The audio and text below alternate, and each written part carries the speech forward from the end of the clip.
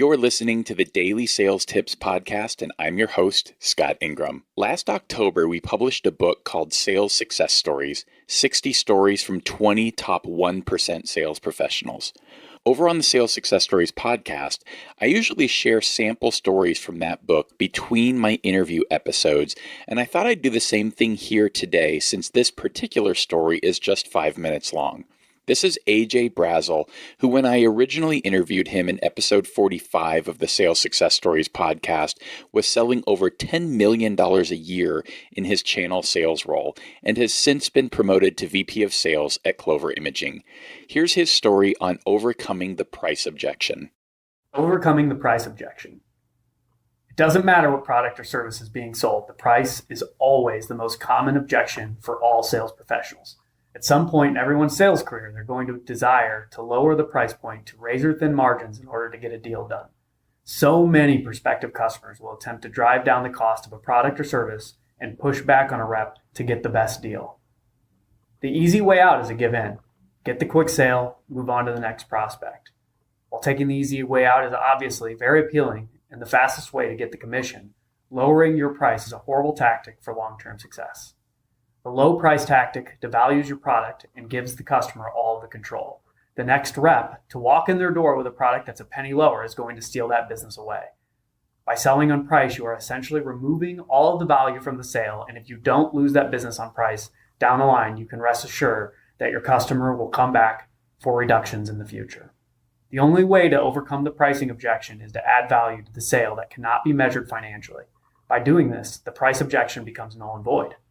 Your customer will thus not be able to compare you to a price-driven sales rep in the future because you're bringing additional value to their business. This keeps the control in your hand and gives you the opportunity to cultivate a long-lasting, mutually beneficial relationship. How do you add value? It's obviously going to be determined by what you sell and who you sell to. In my personal experience, I sell to the channel, meaning my customers resell my product. And I'll kind of outline my tactics below. Having a full understanding of your customer's business. Whenever I take over an account or win a new business, I make sure that I identify all the key decision makers throughout that organization. Typically, it takes more than one individual to decide which vendor they're going to do business with. I make sure that I have a very detailed conversation with each of those individuals to discover what their job entails and what I can bring to their daily activities. I only pitch solutions that would directly impact that individual. Once the business has been onboarded, I continue to work my way through the business to create relationships with any individual that interacts with my company.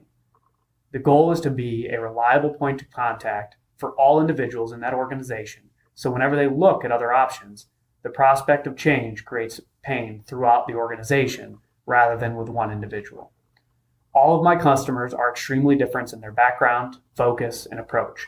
I take time to fully understand their sales strategy, which includes how they go to market, what their annual goals are, how they compensate their sales team, and so on. From there, I can advise my customer on what I've seen from other similar organizations that have had success.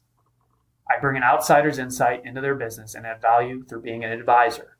Whenever my company brings new products or services to the market, I know which of my customers these would apply to and who to approach within the organizations to sell them to. Having this full understanding allows me to be efficient and concise in my sales approach. I also work directly with the sales team. The customers I work with that have a sales team have typically been trained on my offering. Most of them have so many different products they focus on. Making sure I stay in front of them and winning their mind share is extremely important. I've worked with most of the sales reps individually on different opportunities that have required some creativity on my company's part in order to win. Whenever some of those reps have complex opportunities in the future, they typically call me to sort through the nuances and plug in where necessary.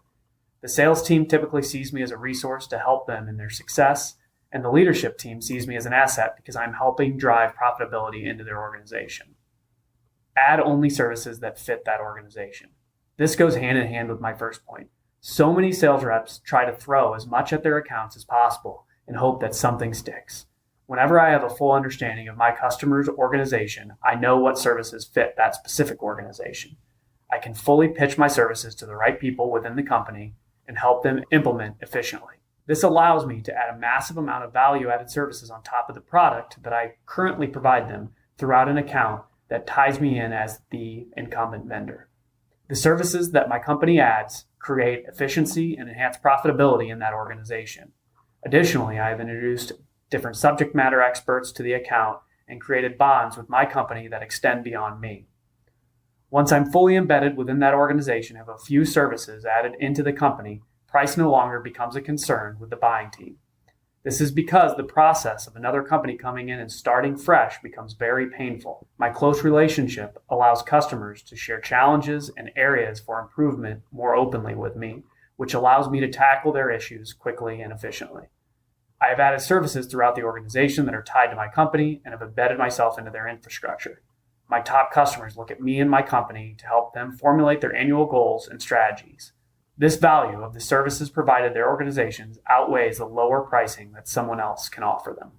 For links to AJ's profile, various places you can get your own copy of the Sales Success Stories book, my original interview with AJ, and whatever else I can think to throw in there, click over to dailysales.tips/150. Then come back tomorrow for another great sales tip. Thanks for listening.